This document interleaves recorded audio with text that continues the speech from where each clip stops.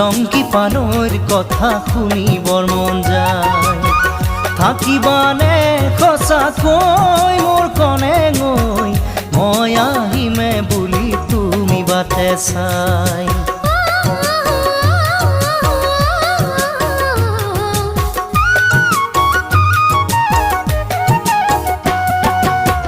ঘুনাসুতিৰে পাৰত বহি মোৰ জংকি পানৰ কথা শুনিবৰ মন যায়।